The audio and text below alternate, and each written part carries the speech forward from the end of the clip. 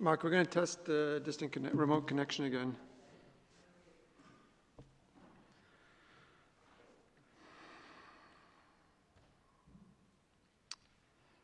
Welcome, Hugh. This is Chris in Geneva. Can you hear me okay? Yes, I can hear you. Can you hear me, Chris? I can indeed.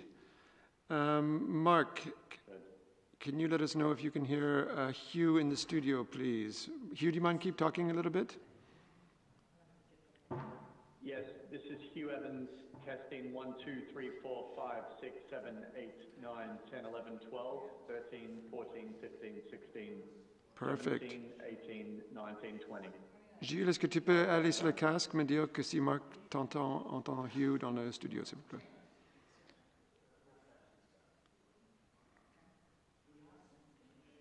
Mark, are you hearing the remote connection in the studio? Please confirm.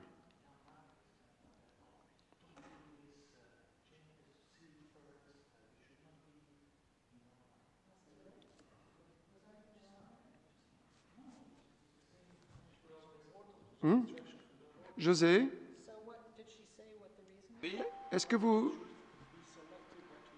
On a un souci au studio où on n'entend pas la connexion lointaine. Est-ce qu'il y a quelque chose qui a changé? Non. Si on entend dans la salle, on entend dans les oreillettes, on devrait entendre dans le studio. Exactement. A priori, oui, ouais. Is the camera connected, Mark? Gilles? Laisse-les faire. Can you hear me? I can hear you. Sorry, we're just trying to figure out why we can't hear you in the studio. Sorry. Just bear with us. Okay, cool. The mics are on, you guys. Do you want me to keep talking?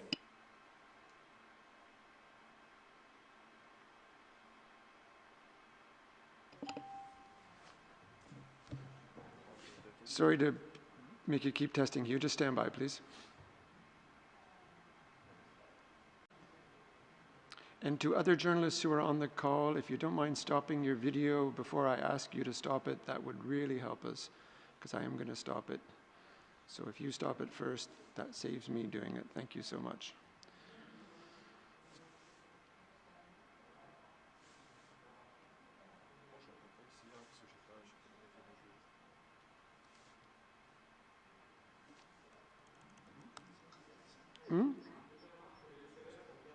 Ils sont bien branchés, hein?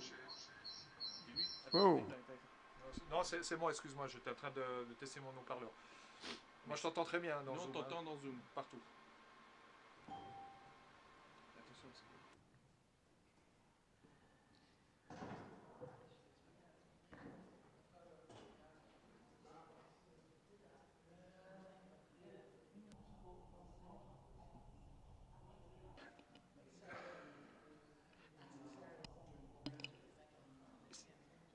Can you get headphones to check if they're coming into the camera?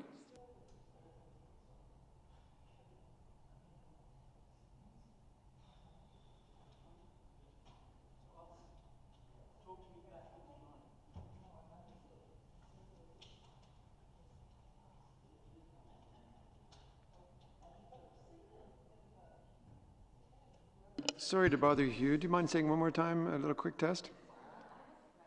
Yeah, sure. 1, 2, 3, 4, 5, 6, 7, 8, 9, 10. 1, 2, 3, 4, 5, 6, 7, 8, 9, 10. Perfect. Gilles, ça module là ou pas quand il parle? Moi, je l'entends dans canal 0.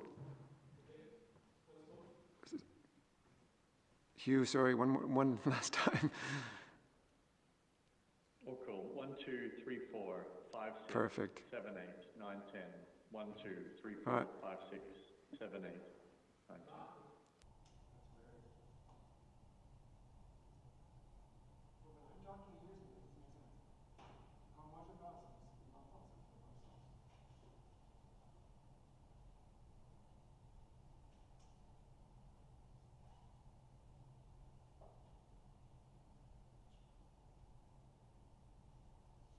Thank you, Hugh. We're going to try to figure it out on our side, so please stand by.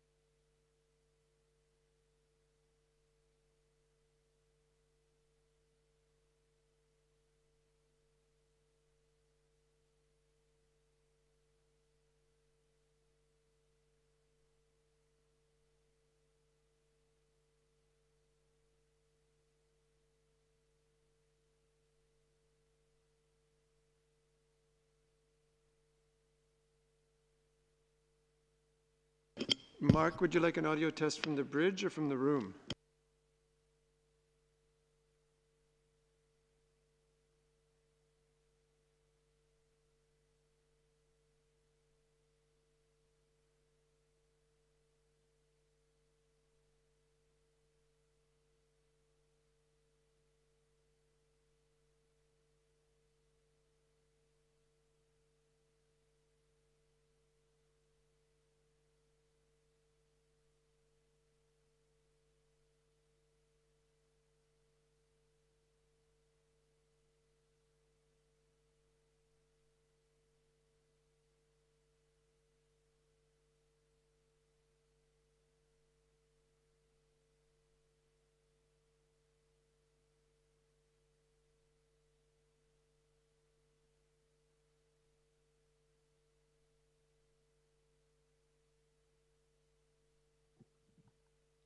Hello, journalists that are waiting on the bridge and our special guests. Thank you so much for joining. This is Chris in Geneva. We're just doing a few last-minute audio checks into the room and into the bridge and into our studio. We're just having a little audio problem, and we're trying to fix that. So please just stand by. We hope to be starting our event very shortly. Thank you for your patience.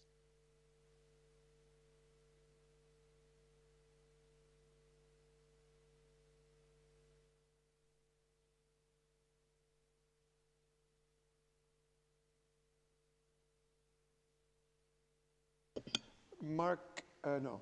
José et Laurent, est-ce qu'on peut booster légèrement le son du bridge, s'il vous plaît? Oui. Attends. Le bridge, c'est le WC. This is another test of the audio. Est-ce que tu peux confirmer que c'est OK comme ça avec le volume?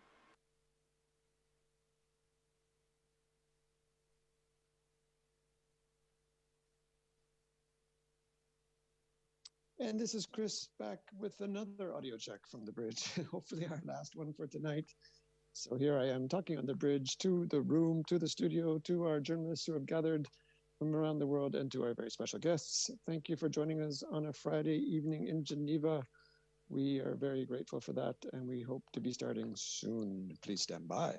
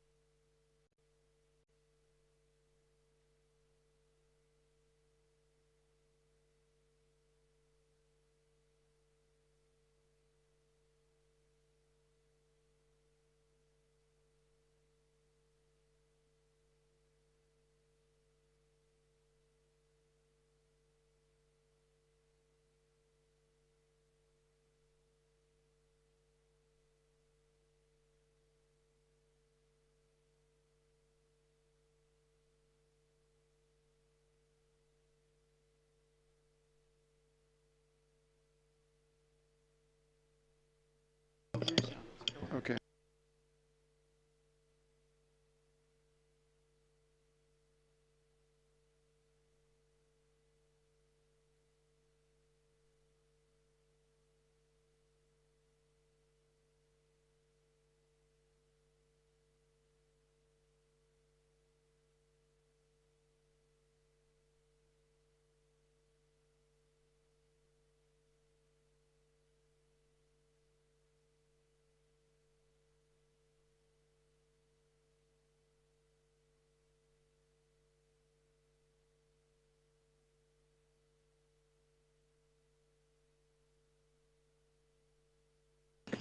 Audio check 1, 2, 3, 4.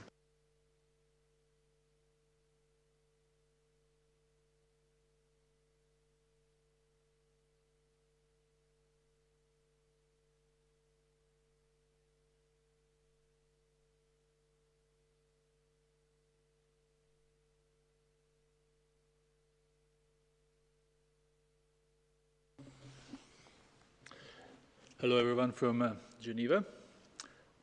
Welcome to our regular COVID-19 press briefing. We have today with us, as always, Dr. Tedros, Dr. Mike Ryan, Dr. Maria Van Kerkhove, and also Mr. Steve Solomon, who you've heard talking last time, and who is our principal legal officer, who may also answer questions if need be. Before I give the floor to Dr. Tedros, just a few little things. We have sent you a number of documents today that came out of WHO. We also sent you a media advisory for the press conference that will take place next week, 21st of April, from our Western Pacific Regional Office that you may be interested in participating in. I'll give the floor now to Dr. Tedros for his opening remarks, and then we'll go to questions. Dr. Tedros. Thank you, Tariq. Good morning, good afternoon, and good evening. Tomorrow, WHO is joining forces with many of the world's leading musicians, comedians, and humanitarians for the One World Together at Home, virtual, global, spatial. This is the result of a close collaboration with my good friend Hugh Evans from Global Citizens and the inspirational Lady Gaga to bring entertainment, joy, and hope into the homes of people all around the world whose lives have been turned upside down by the COVID-19 pandemic. I would also like to use this opportunity to thank Lady Gaga's mother, Cynthia Germanotta, who is our goodwill ambassador, who is doing a great job advocating for mental health around the world. And thank you so much, Lady Gaga, and thank you so much, Cynthia Germanotta, for your continued support and help. This is a family project, and we really appreciate for your commitment and dedication. This is an opportunity to express our solidarity with frontline health workers and to mobilize philanthropists, the private sector, and governments to support the COVID-19 Solidarity Response Fund, powered by the United Nations Foundation and the Swiss Philanthropy Foundation. So far, the Solidarity Response Fund has generated more than $150 million from more than 245,000 individuals, corporations, and foundations.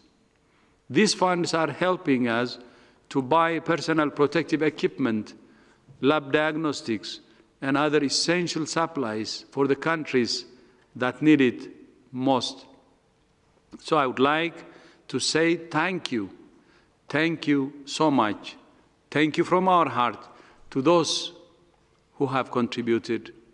For further details about tomorrow's events, I'm delighted to welcome once again my friend and my brother, Hugh Evans, to say a few words, to be followed by the amazing Lady Gaga. Hugh, over to you. Thank you very much, Dr. Tedros, and thank you, members of the press, Your Excellencies, ladies and gentlemen. I'd also like to acknowledge Lady Gaga, who has played a leading role in curating One World Together at Home. During tomorrow night's special of One World Together at Home, you will see the worlds of music and policy come together to celebrate and support the dedicated and essential work of frontline community health workers. Whether it's the doctors, the nurses, or the lab practitioners, these are the real heroes in responding to COVID-19. Their sacrifices day in and day out deserve to be honored and supported. And so that's why we've been calling on citizens everywhere to use their voices to take action to ensure we all have access to testing, to all have access to vaccines when they're available, and all can practice social distancing. We've also been calling on philanthropists and the private sector to step up in support of the WHO's Solidarity Fund and local charities who are supporting the most vulnerable people around the world. Because we know that the most vulnerable in our communities must not be forgotten. And above all, we want to ensure that the frontline community health workers have the equipment and the support they need to fight this disease. The COVID-19 pandemic has highlighted why international cooperation is more important now than ever. We must solve global problems with global solutions because we know that a virus anywhere can lead to a virus everywhere. And our mission, and at the heart of what we're wanting to achieve through One World Together at Home tomorrow night, is ensuring that our global health systems are strengthened in the future to prevent a future pandemic, so that the poorest and most vulnerable in our societies are protected. No generation should have to endure the pain and suffering we've all experienced around the world over these last few months ever again. That's why we are proud to work with our partners and relief organizations to support communities affected by the COVID-19 pandemic. The money raised tomorrow night will go to support both local charities and also efforts to provide PPE to community health workers around the world. Face masks, protective equipment, gowns, goggles, the things that they deserve. Our healthcare workers deserve our support. And we know that if we all do our part, we can weather this storm. At Global Citizen, we're so proud of what's been achieved in a few short weeks with the One World Together at Home. Since we announced the special, we've received phone calls from Mongolia to Iceland, from South Africa to India, Brazil to Korea, asking how people can support the effort to ensure we can reach as many people as possible. This is a moment of true togetherness. And we are honored that on Saturday, thanks to the outpouring of support, One World Together at Home will be accessible to billions of people around the world. From Asia to Africa, Europe to the Americas, the special will be broadcast in over 100 countries, and it will be accessible across the entire world on digital and audio platforms. This will be a true shared experience, and we could not have done this without the support of the WHO team. Special thanks to Paul Garwood and Gabby and the communications team for their tremendous partnership.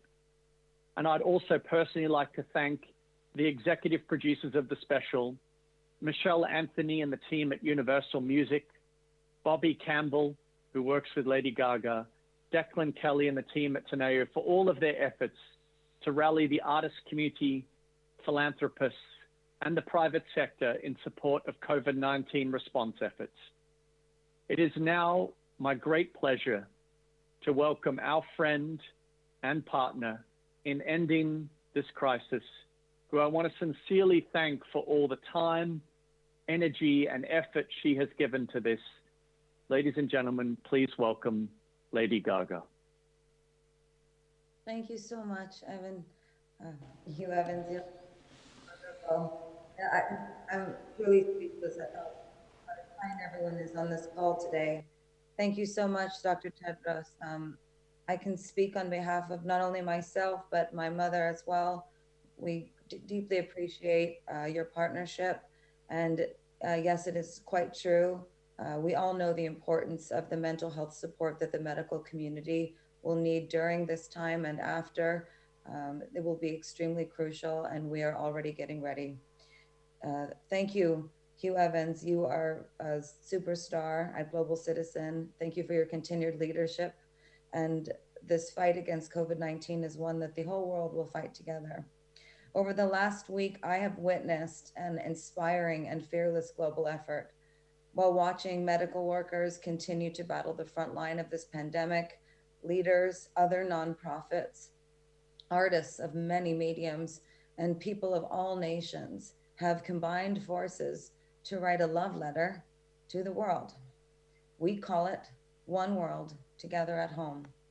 It is a love letter to our doctors, a love letter to our nurses and other healthcare professionals who are risking their own lives for the sake of ours. To the delivery drivers, grocery store workers, factory workers, public transportation workers, postal workers, and restaurant workers doing the same. We celebrate your bravery and your heroism. During this time, we have seen the coming together of a singular, kind, global community. This triumph has instilled in myself and my colleagues a true calling to call upon the private sector and philanthropists to commit millions of dollars to support the World Health Organization's COVID-19 response. To name a few of dozens and dozens of donors, we now additionally have donations from Procter & Gamble, Johnson & Johnson, Citi, Coca-Cola, Target, the Ford Foundation, Rockefeller Foundation, and Bloomberg Philanthropies. Updates are such that we are now at $50 million and counting in contribution to the fund and to local community-focused charities. When we launched this with you all, 12 days ago, the world was in a different place. And 12 days from now, the world will be different again. We hope for the better. We also hope that though tomorrow night's event, One World Together at Home, we will continue this, telling global stories of triumph and hope, and told to a global audience, truly bringing the world together. We can do something to bring joy and respite to the corners of the earth. With that, I am pleased to share with all of you some news that the Rolling Stones have joined the lineup of artists performing tomorrow. Let's keep the momentum going. Once we see this tomorrow night, this will not be the end, and I will still be taking your phone calls if you wish to donate. Let's keep our joy. Let's remind each other that this is a kind world. We are excited even more to announce more donations tomorrow night. Thank you, thank you, thank you from the bottom of my heart to all of the healthcare workers around the world. Dr. Tedros, you're truly a superstar. Thank you so much to the media for telling the stories of all of these medical professionals and getting the word out about how under-resourced their systems are. And to all the global citizens out there for supporting this effort. I'm Lady Gaga. I'm an Italian-American patriot. But I'm also a global citizen. Thank you.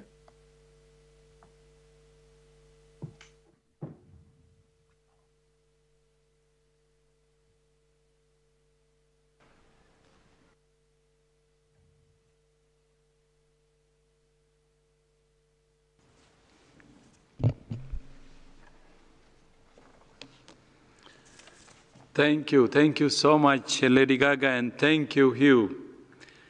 I look forward to joining you and millions of people all over the world tomorrow for what I am sure will be a wonderful event.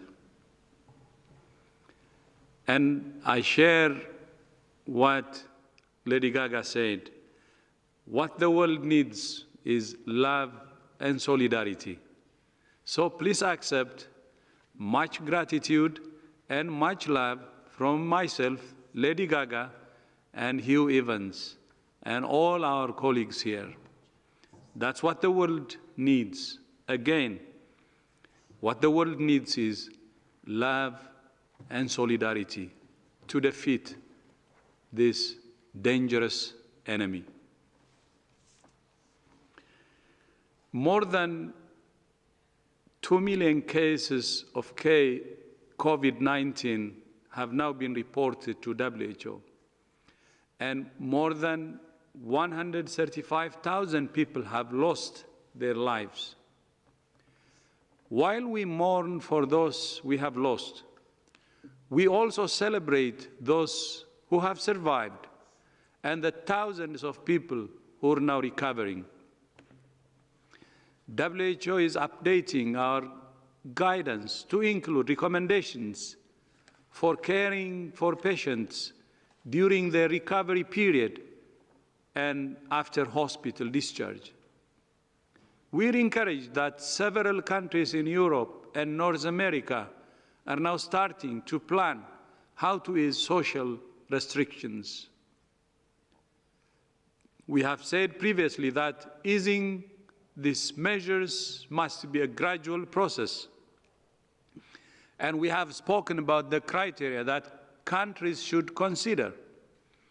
Yesterday, we published our guidance on considerations in adjusting public health and social measures, which we encourage countries to read and apply. But although we see encouraging signs in some countries, there are worrying trends in others. In the past week, there has been a 51% increase in the number of reported cases in my own continent, Africa, and a 60% increase in the number of reported deaths. With the current challenge of obtaining testing kits, it's likely that the real numbers are higher than reported. With WHO support, most countries in Africa now have the capacity to test for COVID-19, but there are still significant gaps in access to testing kits. We're working with partners to fill those gaps and help countries find the virus.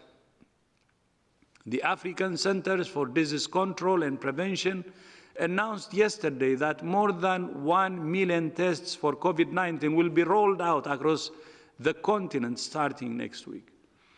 Strengthening and supporting African Union institutions like the African CDC will really help, not only for now, but also for future.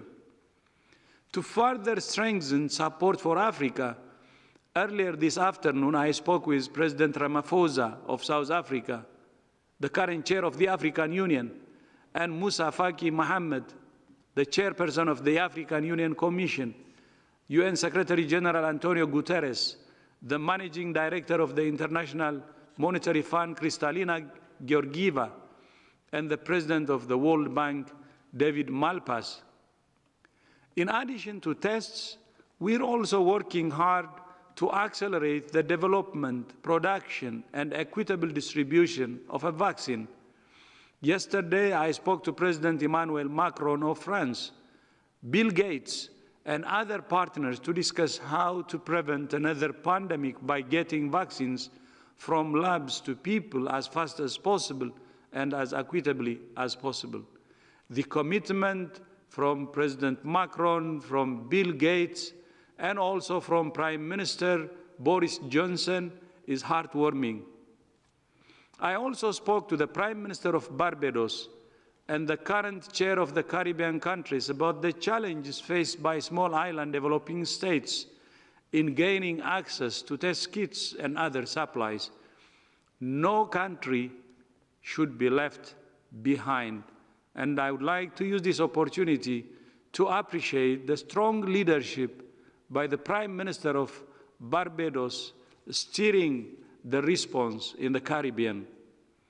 Today, I also spoke to the President of the European Commission, Ursula von der Leyen and the Prime Minister of Finland, Sanna Marin, about continuing efforts across Europe to fight the pandemic and support lives and livelihoods. The commitment from both leaders, President von der Leyen and Prime Minister of Finland, Marin, is very, very heartwarming again. I would like to clarify WHO's position on wet markets. Wet markets, as you know, are an important source of affordable food and livelihood for millions of people all over the world. But in many places, they have been poorly regulated and poorly maintained. WHO's position is that when these markets are allowed to reopen, it should only be on the condition that they conform to stringent food safety and hygiene standards. Governments must rigorously enforce bans on the sale and trade of wildlife for food. WHO has worked closely with the World Organization for Animal Health and the Food and Agriculture Organization, FAO, of the United Nations to develop guidance on the safe operation of markets. Because an estimated 70% of all new viruses come from animals, we also work together closely to understand and prevent pathogens crossing from animals to humans.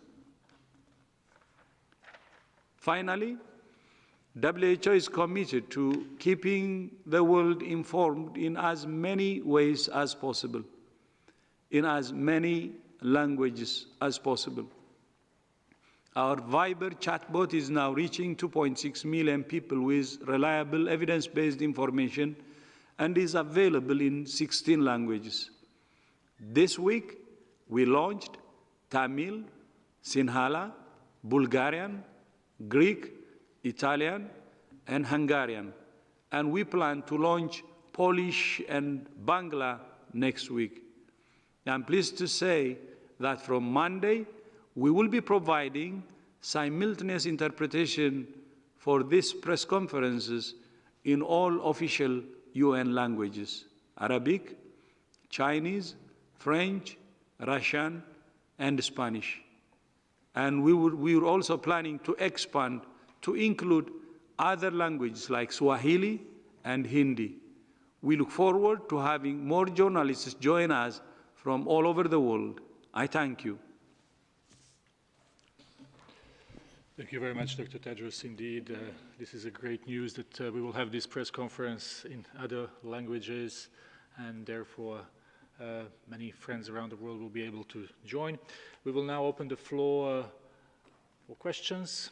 I will remind the journalists to be brief if possible and to ask only one question, so we try to get as many as possible. So if we are okay, we will start with our friend Bianca from Globo from Brazil. Bianca, can you hear us? Yes, Tariq, can you hear it? Can you hear me? Yes, please go ahead, Bianca. Yeah, the question is to Dr. Tedros. The Brazilian President Jair Bolsonaro fired his health minister, Luiz Henrique Mandetta. They were clashing over the response to the new coronavirus, especially about the stay-at-home recommendations. And Bolsonaro said that life is priceless, but the economy and jobs must return to normal. I would like to know how concerned are you, Dr. Tedros, with the situation in Brazil, and what message would you like to send to the country?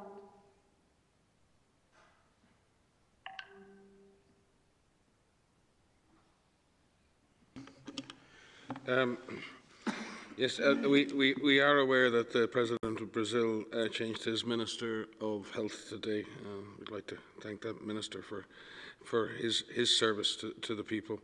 It's key, though, that not only the government of Brazil, but that all governments take an evidence-based decision, have a whole of government and have a whole of society approach to responding to COVID-19 pandemic. We all have a duty to protect our most vulnerable populations. PAHO, our Regional Office for the Americas, has been supporting Brazil in preparedness and response to COVID-19 since January this year, and is helping Brazil to purchase millions of PCR tests to expand diagnostic capacity, with the first batch scheduled to arrive next week. We want to focus on providing technical, operational and scientific support to Brazil through our Regional Office for the Americas, PAHO, and to do that consistently and without fail in support of Brazil and all countries in Central and South America and the Americas as a whole.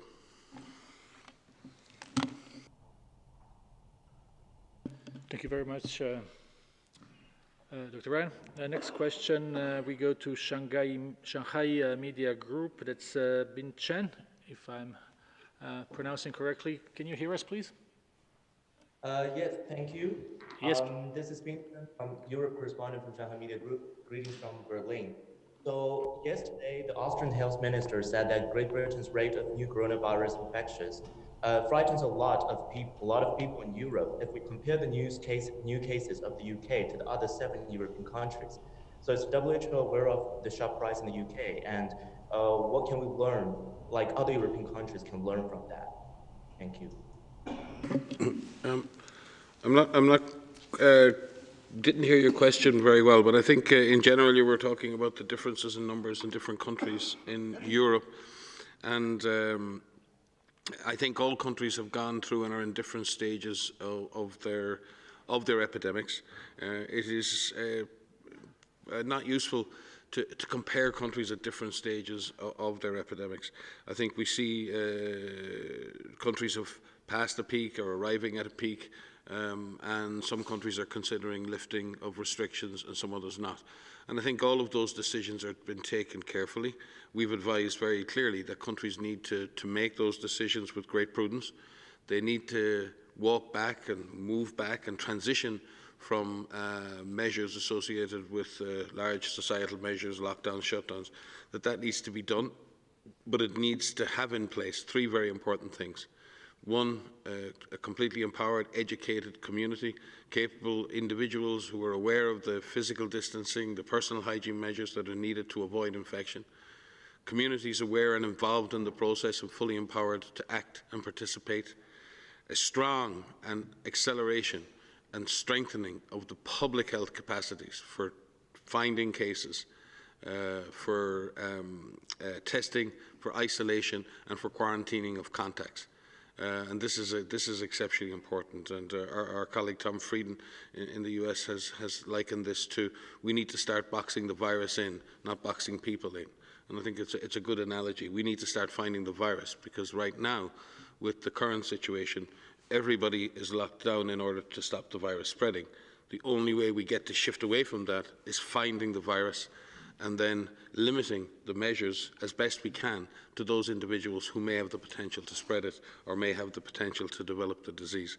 And the last part of that is having a strong enough health system, that the health system has recovered enough and has enough capacity built in that it can react. And you're seeing many countries are starting to bring online measured transition. Nobody is removing themselves from a lockdown type situation in a dramatic way.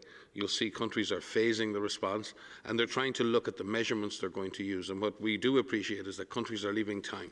They're taking some measures, and they're going to wait and see, and then see if those measures can be then further extended, further loosened, further adjusted.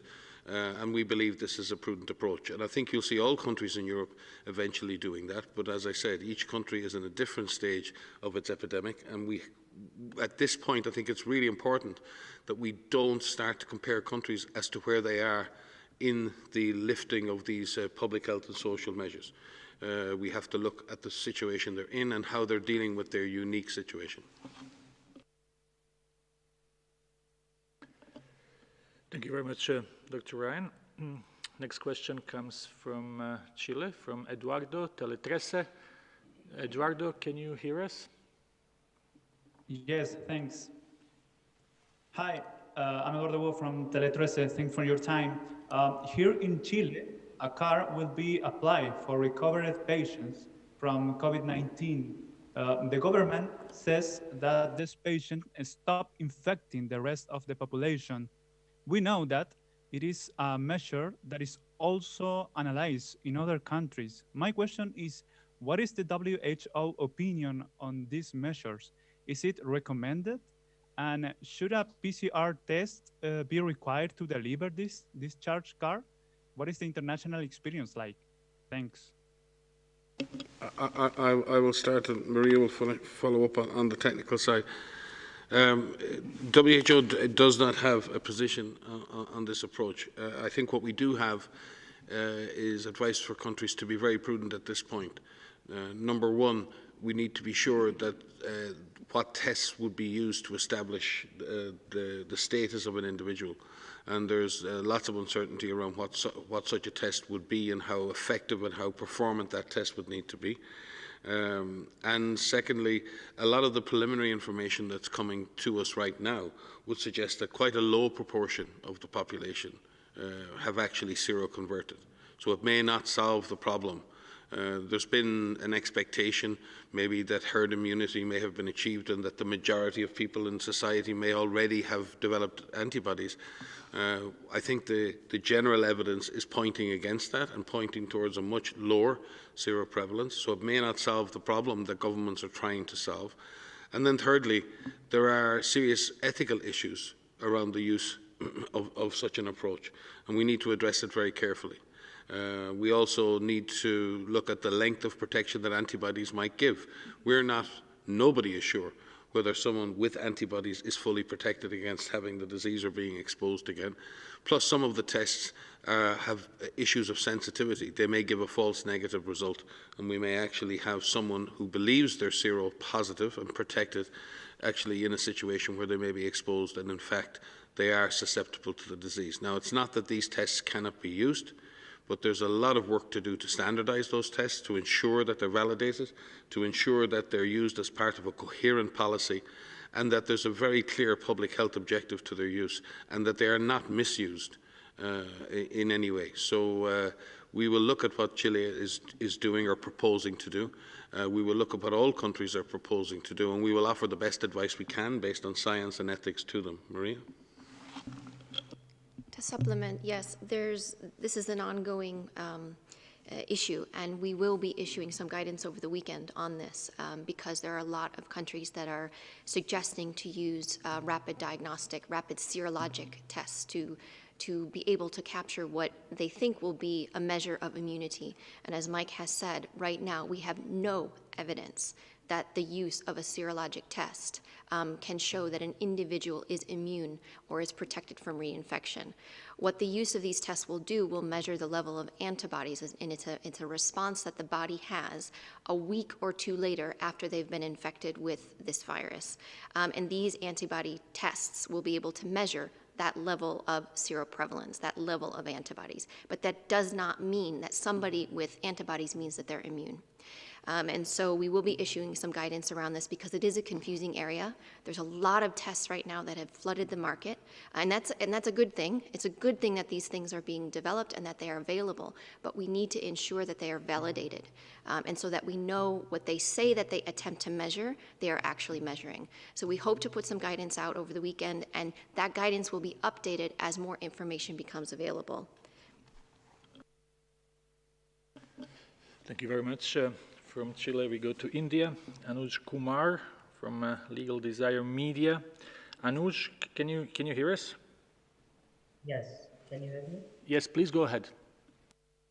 Yeah, thank you for taking my question. So there is a complete lockdown in India as a day before. Prime Minister of India extended the deadlines till 3rd of May. So for the reason in lockdown, internet is a main source of information and socializing. A challenge is that a lot of COVID-19 fake news regarding medicines, treatment, origination stats is spreading across social media. So can you please elaborate on what measures have WHO taken with social media platform like Facebook, WhatsApp, Twitter to tackle such fake news, and search engine like Google to remove search listing of such pages with fake news? So I could start, and perhaps Mike or Diti would like to supplement. We've been working with a large number of platforms, and Google and Facebook, and I'm gonna list them, but I'm gonna forget to name them all, with Viber and WhatsApp, to make sure that information that is put out is accurate information. We have been fighting this infodemic since the beginning. There's a lot of information that is out there that is inaccurate, and we're working very hard to ensure that when someone searches for COVID-19, that the first thing that comes up is a reliable source. And that would either be a WHO website or national websites, and so that you can find accurate information. And so when you search, you find the latest accurate information, because this is an evolving field. It is confusing out there because, unfortunately, sometimes the misinformation gets circulated more. So each of us has a responsibility that when we see something and we see something that is false, or we think something is false, we don't pass that on. That's our responsibility as well. But we're trying to ensure that we address the myths, we address the inaccuracies. We have something up called Mythbusters, where we hear about rumors, potentially rumors that could be damaging and harmful to health. We address those head on to make corrections, and we try to get that information out as quickly as possible to ensure that when you do a search, that all of the platforms will give you the reliable information first. And if I can supplement, our EpiOne platform, our information network for epidemic, also provides direct access to many, many communities around the world, religious and faith-based communities, to working communities, to commercial communities, all over, in many, many places. And we have channels for each and every one of those areas in which there are webinars and there are interactive sessions in which we engage with civil society at all levels, all around the world. But I also just would like to say, because we never ever get a chance to do this, is to really thank our media and social media teams. They're the silent heroes of our response, and have engaged and understand that we don't go after the messenger. What we try to do is make sure that we replace bad information with good information, and that's as important in fighting a virus as any frontline health worker. So chapeau to our teams who do the silent work. I just would like to add to that. India has actually a strong capacity to help in this. It can play a big role in fighting infodemic. And as Maria and Mike said, we're partnering with Google, Facebook, and others. And we would like to use this opportunity to act not only at the global level, but at the country level. But taking into account India's capacity will be really good. And as I said earlier, we would like to reach out to India directly using Hindi. Mujhe Hindi nahi aate, but at least we would be able to send messages and partner with India to fight the infodemic, which is actually causing lots of problems and blocking millions from getting the right information. So we call on India to partner with us, use this opportunity because of its capacity to fight infodemic, because it has a big capacity. Thank you. Thank you very much. From India, we go to the US. We have Stephen from Radio World PRX, if I'm not mistaken. Stephen, can you hear us, please? I can hear you. Can you hear me? Yes, please go ahead. Oh, perfect. In Yemen, you'll know that the first COVID-19 case was identified a week ago. And since then, there have been reports of contact testing, but no other cases have been identified. What do you think Yemen needs now to fight the pandemic, and what do you know is being done?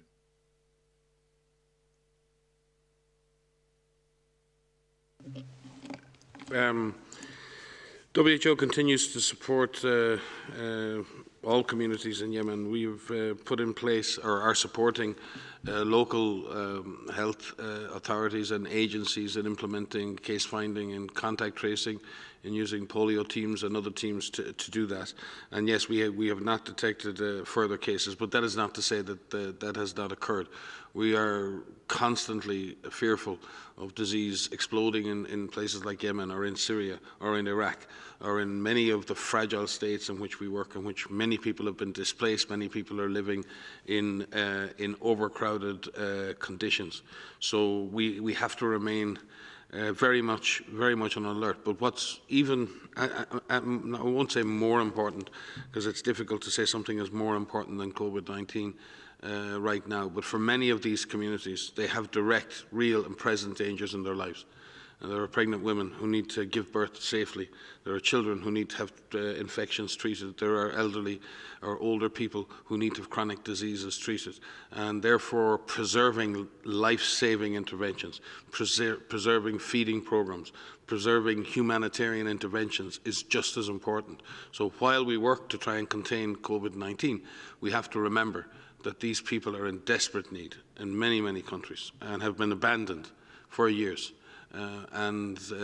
Many agencies, including our own, work with local communities and with governments to try and ease the burden on these people. And again, Dr. Tedros launched the humanitarian appeal for COVID-19 a number of weeks ago now, and we do thank all countries who've responded to that call. And we thank Mark Lowcock and his team on the humanitarian side, and all our humanitarian partners for their untiring efforts to continue providing services, UNICEF and others, in these situations. So we are concerned, we are alert, but we're also aware that these populations face many more difficulties than COVID-19, and we must continue to provide essential services to them, regardless of the other situation, the political or conflict situation in those countries. Thank you very much. Next question is Agence France Presse, Nina Larsson. Nina. Yeah, hi, and thank you for taking my question. I wanted to ask you, I see that, sorry, I'm just trying to pull up my question here. I see that U.S. President Donald Trump said earlier today that he believes China's coronavirus total is far higher than admitted. And this came after the Wuhan revised up its death toll by 50%. I was just wondering how confident WHO is in the numbers you've currently been provided by China, and what ability do you have to actually verify them? Thank you very much. So I'll start, and perhaps Mike or Gigi would like to supplement. So we are aware of new numbers that were reported overnight from China, which added an additional 325 cases and 1,290 deaths from Wuhan. And this was done in an attempt to leave no case undocumented. What we understand is that they've used an existing law of statistics to find these cases. And what they did is they reviewed different databases. They looked at the database that is kept for all of the confirmed cases. They looked at their funeral service systems. They looked at hospital systems. They looked at laboratories to see if there were any duplications or if there were any cases missing. They looked for cases in fever clinics and hospitals, detention centers, and elderly care centers as well. And what they have reported is that the discrepancies in these cases were due to a number of factors. First is that the healthcare system in Wuhan was overwhelmed at one point, and some patients died at home. Secondly is that medical staff were delayed in reporting of these cases because they were focused on providing care for those patients, and they didn't fill out the forms in time. Next is that there were additional locations that were built. And if you remember, in Wuhan in particular, some of the hospitals themselves were overwhelmed. And so they set up these makeshift hospitals that they called them, which were essentially stadiums and other facilities where they put mild cases to be cared for. And in those situations, the reporting wasn't done in a timely manner. And so those cases were added. And in some situations, the reports weren't filled in completely. And so what they did is they did a review of that and they revised their numbers, and those were the numbers that were updated overnight. It is very important to know the numbers of people who have died from COVID-19 because this is of public health importance. And it is important that we have the accurate reporting of this. And in such, WHO has developed some guidance around this, which is for their international guidelines for certification and classification of COVID-19 as a cause of death. And this is based on ICD codes that exist. And our primary goal is to support countries in their ability to classify people who have died from COVID-19. And I just want to say that this is something that is a challenge in an ongoing outbreak, to identify all of your cases and to identify all of the deaths as an outbreak happens, especially if systems are overwhelmed. I would anticipate that many countries are going to be in a similar situation where they will have to go back and review records and look to see, did we capture all of them? I've seen a number of reports from media where people have been, in a number of different countries, where people have died outside of a hospital system. And so it will take some time for those individuals to be classified. So it is important that cases that do die from COVID-19 are recorded, and we've provided some guidance to support countries to do so. Thank you, Maria. And thank you for the clarifications there. But we would also like countries to be as fast as possible in that process. And I know that it's somewhat forensic to go through these processes and everyone wants to be sure, but it's really important that we understand the size and scale of the pandemic as it moves forward. And the use of a probable case definition or others where you can, in a sense, say, yes, this was probably a COVID-19 case is better. I would commend the authorities in New York, for example, who've announced a list of, or a number of probable deaths, which gives a much better sense of the impact of the epidemic. And it's that kind of speed with doing that. Those numbers may change over time, but I think it's always better when people put forward the data that they have as early as possible, because that keeps us on top of what the impact is and allows us to project forward in a much more accurate way. So I think, as Maria said, all countries will face this, but I do think it's important that countries provide that data as quickly as they can in the interests of moving our collective efforts forward to control this pandemic. Thank you very much on this. Next question is Gabriela Sotomayor, our friend from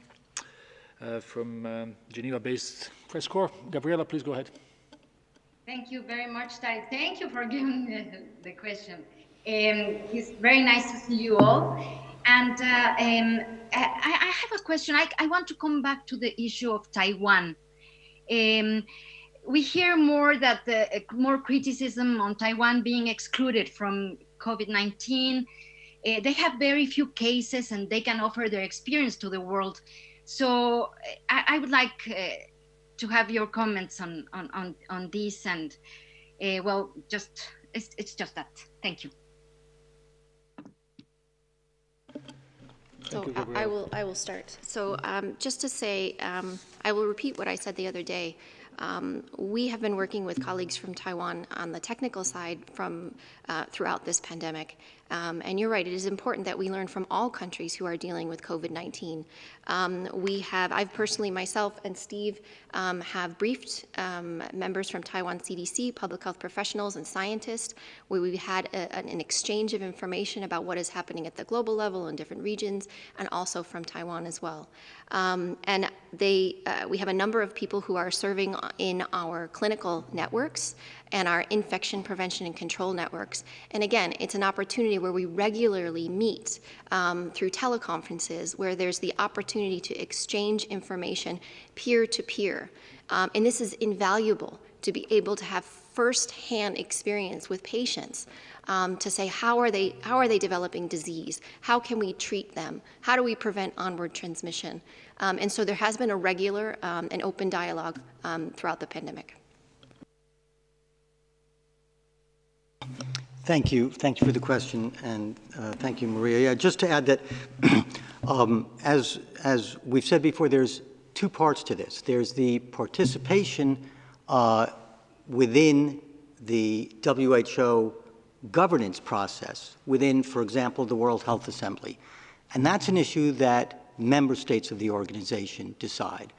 The WHO staff does not have the mandate to decide those issues. WHO staff works technically and operationally to fulfill the mandate of WHO to coordinate, to convene, to provide advice, to furnish assistance for the response. That's the work of WHO staff. The decisions about participation in the governance processes, in the membership in the Health Assembly, is a decision that is and belongs to member states. But within the technical work that we do, as Maria has made clear, there are a range of areas that we cooperate, work with, engage with Taiwanese experts, both within the context of this current pandemic and generally. And we listed those, and they're available on our website. I think just, again, to remind of three of the key ones for the response now. There is a point of contact within Taiwan CDC that has access to the International Health Regulations event information site. This is the key platform for exchanging information among all the parties and stakeholders in the International Health Regulations.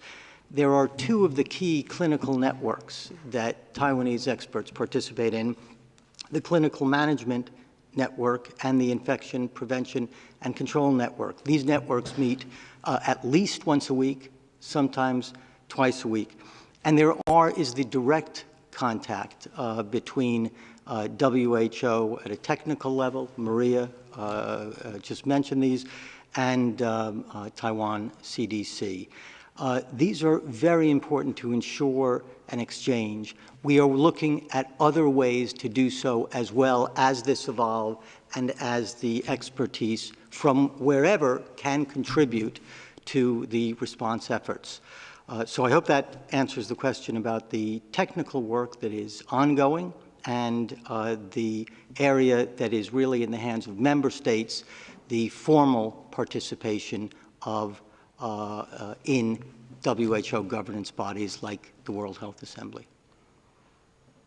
Maybe I could just add to this, because I think it is important. The health authorities in Taiwan and Taiwan CDC deserve praise. They've mounted a very good public health response in Taiwan, and you can see that in the numbers. And we have praised that, and we've seen similar approaches taken in Hong Kong, SAR, and across China. And we are observing, and we are watching, and we are bringing Taiwanese colleagues into the networks, the technical networks, so they can share their experience, and they can both contribute their knowledge, but also seek new knowledge from outside. And I do believe that health experts from Taiwan CDC were involved in one of the initial missions in China with colleagues from Hong Kong, SAR, as a joint mission to Wuhan by the National Health Commission in Beijing. So that there, as Steve has said, these kinds of scientific collaborations without China are extremely important. But you know, Taiwan health authorities, Taiwan CDC, professionals and health workers in Taiwan have stood on the front line.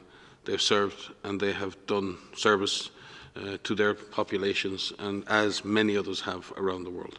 And from our perspective, we all stand with our professional, scientific and health colleagues everywhere. Thank you very much. Now we will go to Simon Ateba from Today's News Africa. Simon, can you hear us?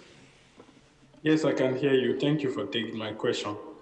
My name is Simon Ateba from Today News Africa, and my question is on Africa, not just sub-Saharan Africa.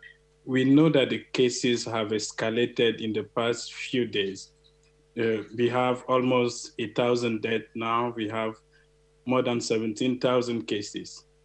So is there anything that we can do in sub-Saharan Africa at this moment that containment seems to have failed? And if I can quickly add something also, here in the US, we have in the past 72 hours, we've had 11,000 dead. We've had almost 100,000 new infection. At the same time, we hear authorities saying we are almost reaching the peak. So my question is, when can countries know that the peak is close or has been reached? Thank you.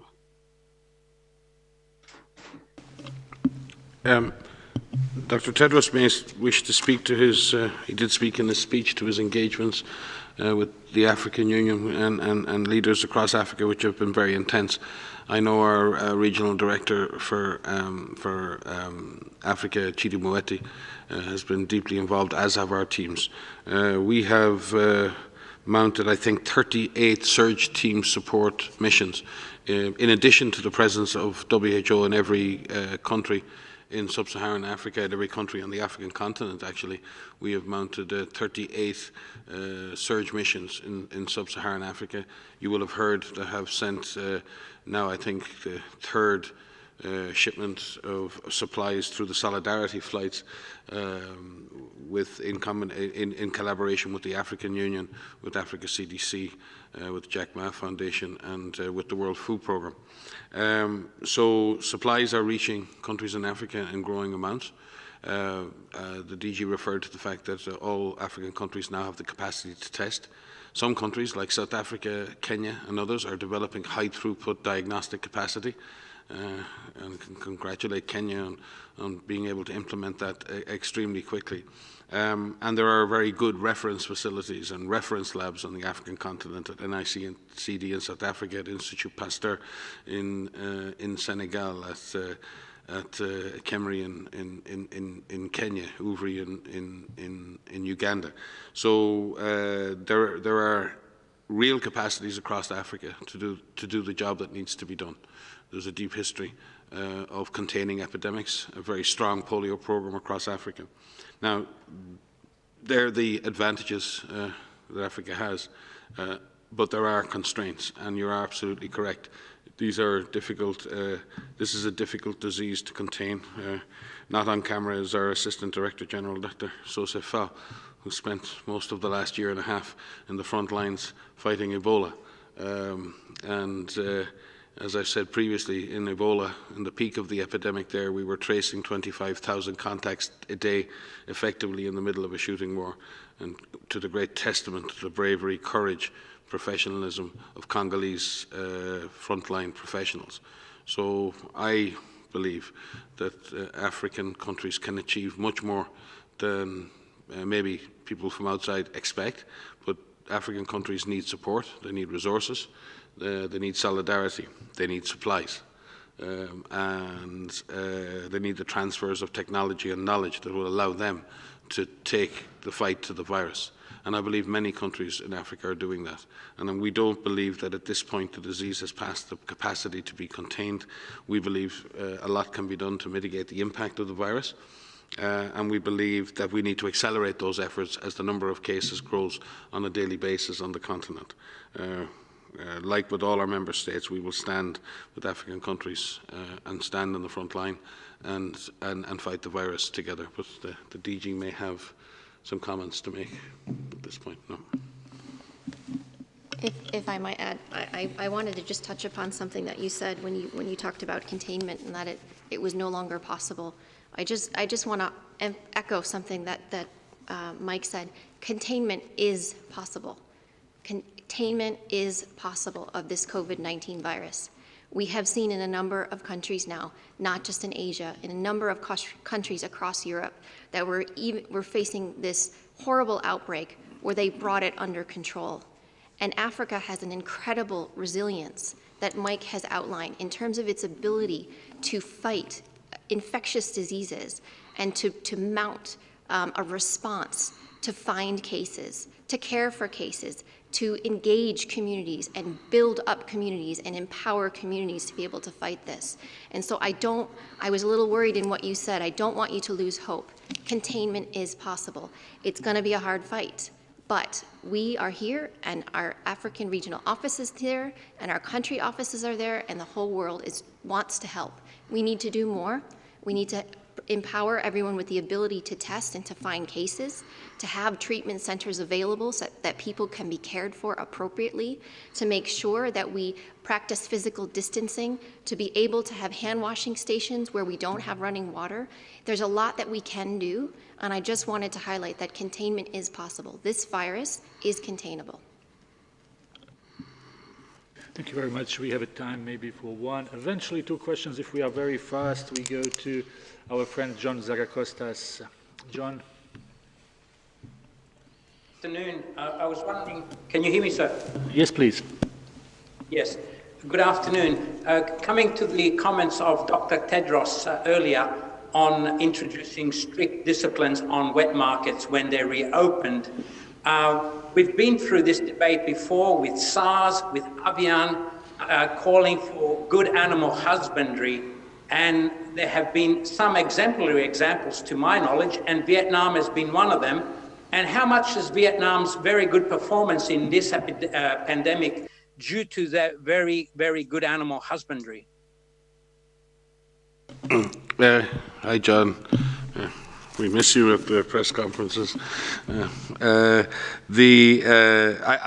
think, well, obviously, Vietnam deserves praise for anything they do to manage the animal-human interface, but in this particular case, their performance in containing the disease has been in relation to imported cases in humans. So in that sense, I wouldn't believe that necessarily, it's probably protecting Vietnam from other diseases, but at this point it's been the public health action and the action of the government with an all-of-government approach that has led to a pretty good performance in controlling the spread of the disease. With regard to the broader issues in terms of markets and other things, we have work to do.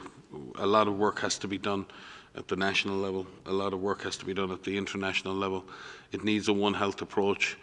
We have a tripartite arrangement with our colleagues at OIE and FAO. But this is what many have been speaking about for many years. We live on one planet, and we need a One Health approach.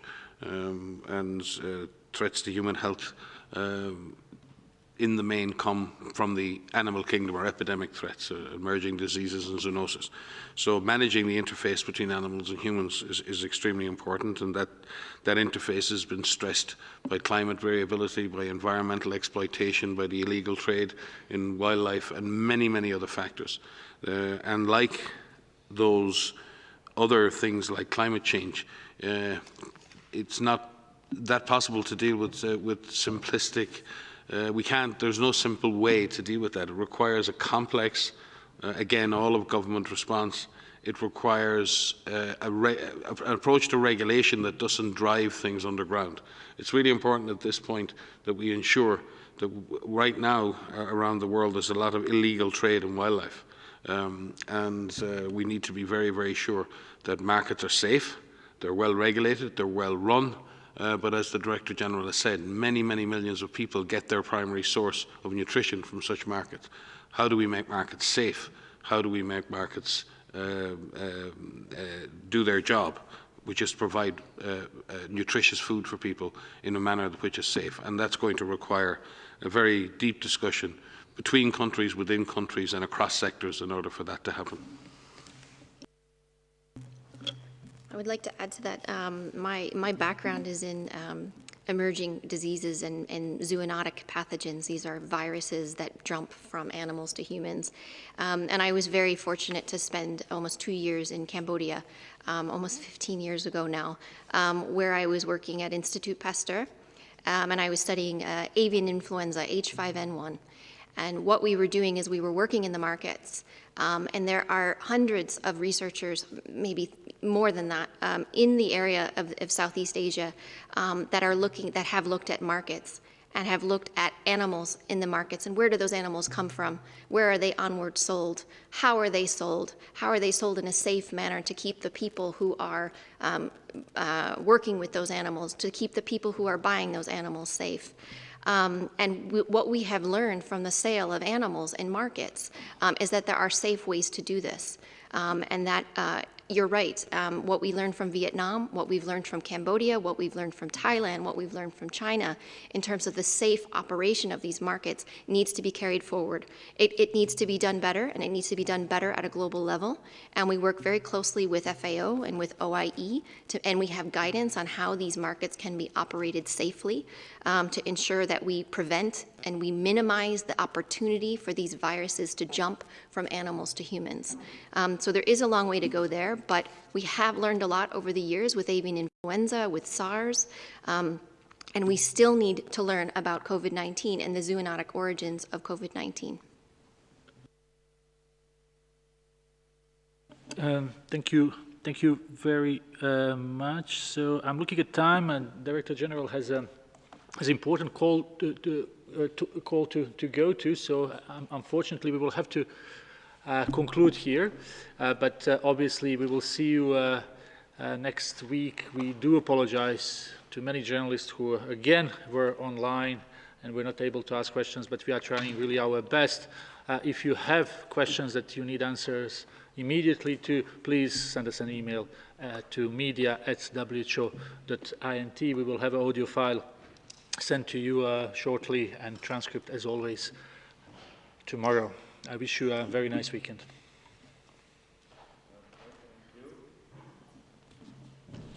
Okay, thank you so much. So have a nice weekend, bon weekend, and see you on Monday.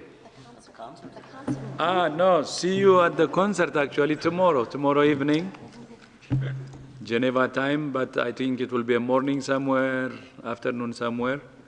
So see you at the concert, and I would like to use again this opportunity to thank Lady Gaga and all the artists. Thank you so much.